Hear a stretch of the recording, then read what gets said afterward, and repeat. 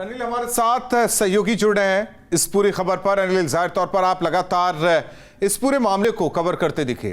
पहली बार केंद्रीय गृह राज्य मंत्री सामने आते हैं, न्यूज स्टेट से बातचीत करते हैं और कहते हैं कि उनका बेटा कहीं भागा नहीं है, वो अधिकारियों के सामने पेश होगा। सवाल इस बात को लेकर है कि जितनी देरी होगी विपक्ष को उतना मौका मिलेगा, उतना विपक्ष हमलावर होगा। तो बैठे बिठाए मुद्दा क्यों दिया जा रहा है? अगर बार बार केंद्रीय गृह राज्य मंत्री कह रहे हैं कि उनका बेटा पाक साफ है, तो कानून को अपना काम करने दें। बिल्कुल यही बड़ा सवाल है कि अगर आप निर्दोष हैं तो आप समक्ष पेश क्यों नहीं हो रहे हैं पुलिस के, और अपने जो आप कह रहे हैं कि बेगुनाह हैं तो बेगुनाही के अगर आपके पास सबूत हैं तो उनको जो जांच दल है, एसआईटी है, क्राइम ब्रांच है, उनके सामने क्यों नहीं रख रहे हैं, ये बड़ा सवाल है। और वो जो कह रहे हैं कि लखीमपुर स्थित कोठी पर ही मौजूद हैं, ये बात शायद वो मौजूद हैं क्योंकि घर पूरी तरह से लॉक है, किसी को अंदर जाने की अनुमति नहीं है। हो सकता है वो घर के अंदर बैठे हों, लेकिन खबर ये भी आई कि वो जो नेपाल यहाँ से बहुत दूर नहीं, वो नेपाल चले गए हैं, वहाँ पर नेपाली सिम के माध्यम से लोगों के संपर्क में है। आज उनको बुलाया गया था, 10 बजे तक का समय दिया गया था, वो नहीं आए। मजबूरन पुलिस को दूसरा नोटिस चस्पा करना पड़ा और कल 11 बजे की एक तरह से वार्निंग दी गई है उन्हें कि अगर कल 11 बजे तक वो पेश नहीं हुए तो लखीमपुर खीरी पुलिस जो उनके अगेंस्ट कड़ा एक्शन लेगी और वारंट भी जारी हो सकता है।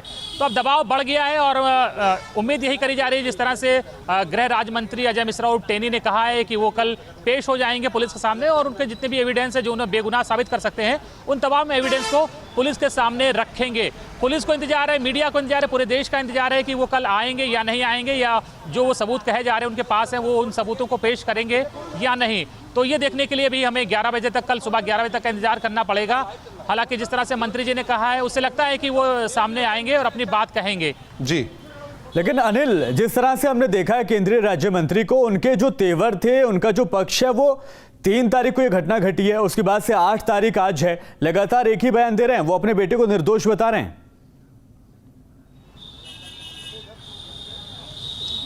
बिल्कुल, वो डे 1 से ही कह रहे हैं, सिर्फ ना वो कह रहे हैं, उनके बेटे भी कह रहे हैं कि वो मौजूद नहीं थे जहां दंगल हो रहा था। घटनास्थल से 4 किलोमीटर दूर उनका जहां पुस्तैनी गांव है तिकोनिया, वो वहां मौजूद थे और कह रहे हैं इसके उनके पास इलेक्ट्रॉनिक एविडेंस है, यानी कि वीडियोज़ हैं, मोबाइल में लोगों ने बनाए हुए हैं और 100 से ज़्यादा ऐसे लोग हैं जो एफिडेविट देकर ये स्वीकार करेंगे, गवाही देंगे कि घटना के वक्त उनके बेटे जो हैं मोनू, आशीष मिश्रा और मोनू, वो तिकोनिया में दंगल स्थल पर मौजूद थे।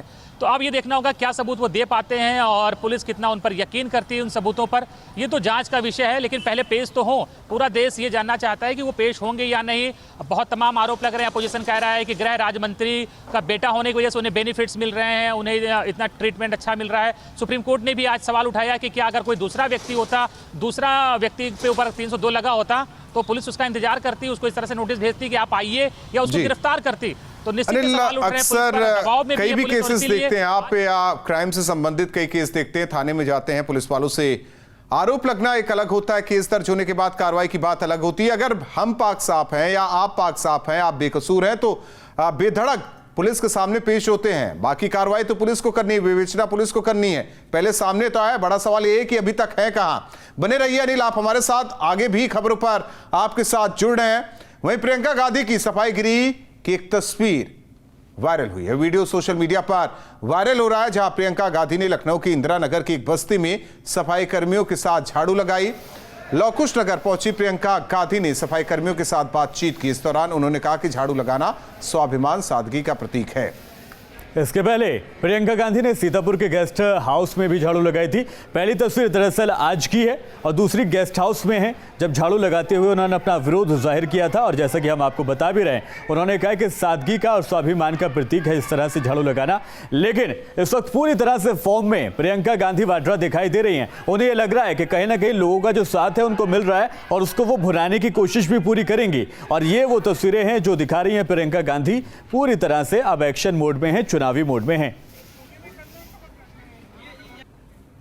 जो रोज सुबह उठ के अपने घर में झाड़ू मारते हैं, जो करोड़ों दलित सफाई कर्मचारी हैं, जो करोड़ों दलित भाई बहन रोज सफाई का काम करते हैं, जो स्वाभिमान से करते हैं इस काम को, जिनके लिए ये कोई नीचा काम नहीं है, तो आप इनकी मानसिकता समझिए।